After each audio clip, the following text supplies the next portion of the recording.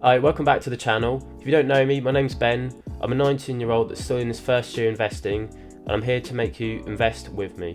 Now I just want to thank all of you from the last video. The feedback was insane, and I'm glad so many of you want to start investing, as that was my intention of the video. Now that brings me on to this video, where I'm going to break down the simple steps into starting investing. Before I continue, I better say that this video is for entertainment purposes only. This is all my opinion, and I highly recommend you do your own research before you put your money anywhere. Anyways, enough said, let's get into the video. Now for this video, I'm going to be using the brokerage Trading 2on2. It's currently the #1 brokerage in the UK and it's what I use. So if you want to make an account, my link to make an account will be in the description. You can get a free share worth up to £100 and I will get one as well. Now to start things off, you want to go ahead and make an account, either online on the desktop or on the app. Obviously through my link, of course. After this, you're going to be asked 3 different types of accounts: CFD, Invest or ISA. CFD, or known as Contracts for Difference, is basically for day trading. At no point in CFD do you actually own a stock. You're basically making a deal with the broker to determine whether or not it would go up in value or down in value. Now sorry to those day traders out there, but if I had to compare CFD to anything, it would be gambling.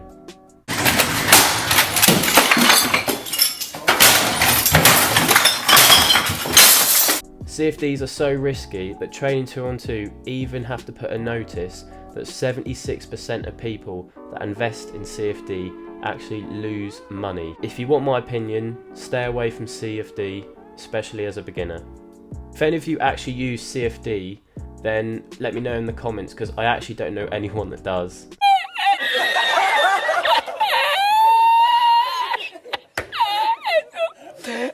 Anyways, we now have the Invest and ISA accounts. Now to briefly go over the two, they are very similar. Both are extremely good for long-term investments, and both provide you with the ability to buy and sell shares, or in other words, physically own assets. However, the main difference is that when it comes to tax and how much you can actually deposit in your account. Now I know talking about tax is very boring, but pay attention now, as when you come to retire off your Tesla shares in years to come, you don't want to be heavily taxed for it.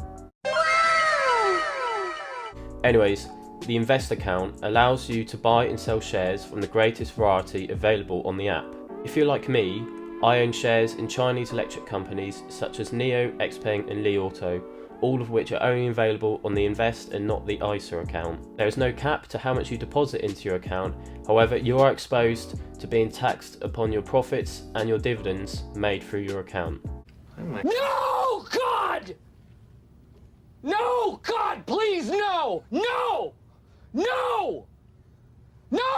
Within the tax year, so from April to April, you will be taxed from any profits made over £12,300 at a starting rate of 10%. Likewise for dividends, any dividends earned over £2,000 within the tax year will be taxed at a starting rate of 7.5%.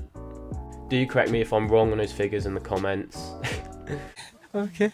That's where the Stocks and Shares ISA account comes in, where all profits and all dividends are tax-free. Hey, that's pretty good. However, there is the exemption of the stamp duty tax, which is 0.05% on any shares bought from UK stocks. The account is capped at a deposit of £20,000.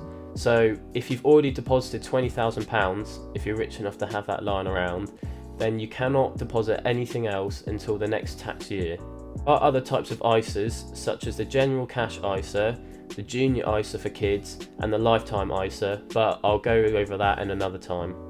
The main problem with the ISA account on Trading 2on2 is that not all the stocks are listed on there, so if you want to own shares in NIO, you can't.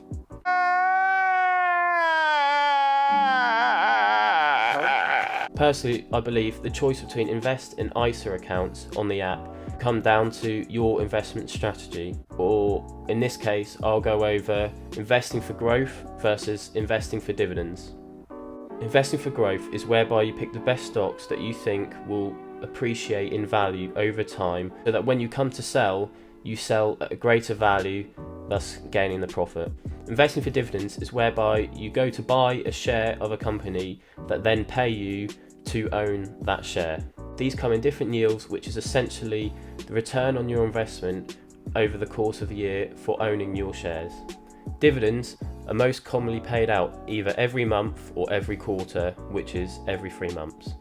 For example, Coca-Cola is a great company to invest for dividends. Coca-Cola currently pays out a dividend yield of just over 3.5% a year, or $1.64. Currently, at the time of recording, Coca-Cola is worth $49.15 a share.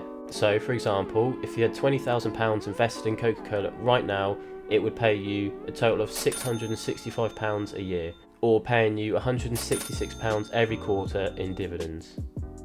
The good thing about this, even though it seems like a small payout for how much you have invested, you can then add this dividend to your current position, which will inevitably buy you more shares to give you more dividends. So essentially, more money gives you more money.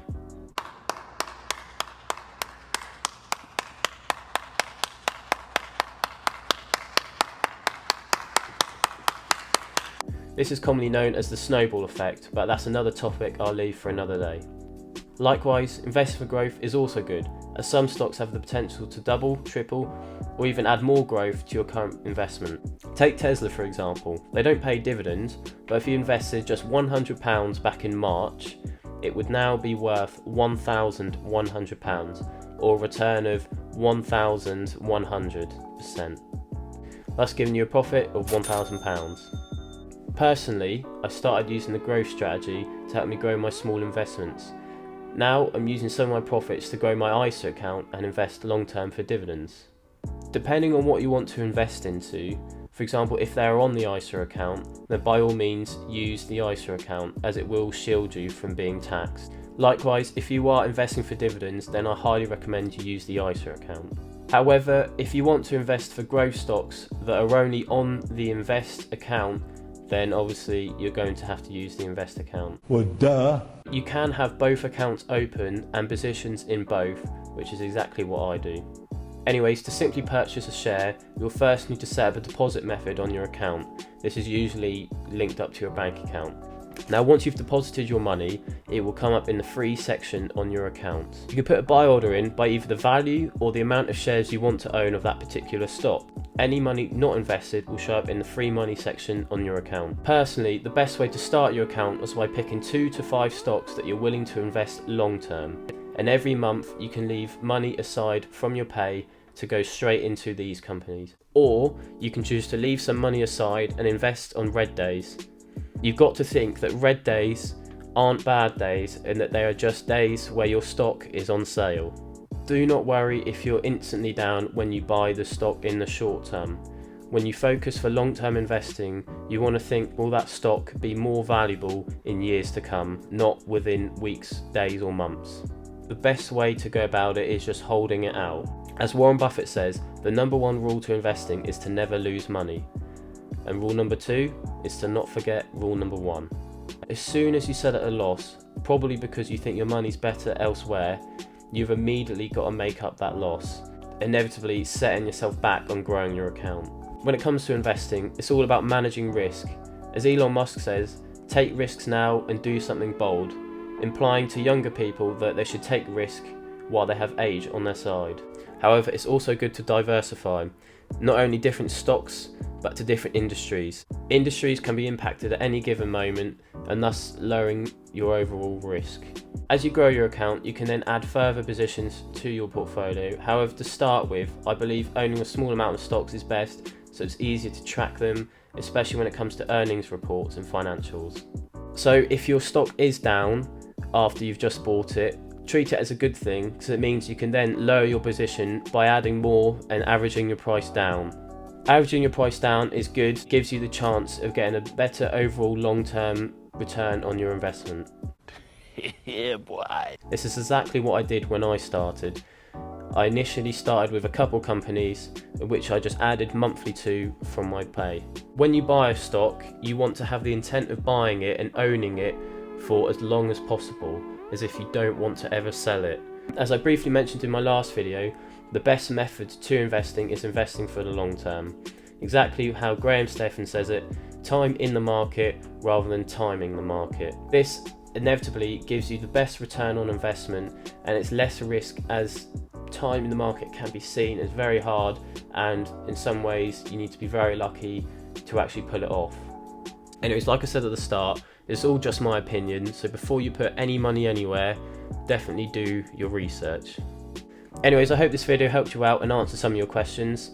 If it did, then leave a like, it would be much appreciated. For the next video, I will be going through my 5 best stocks to invest in as a beginner. So to make sure to not miss out, sub to the channel and hit the notification bell. Before I end the video, I just want to say a big shout out to GLB Finance.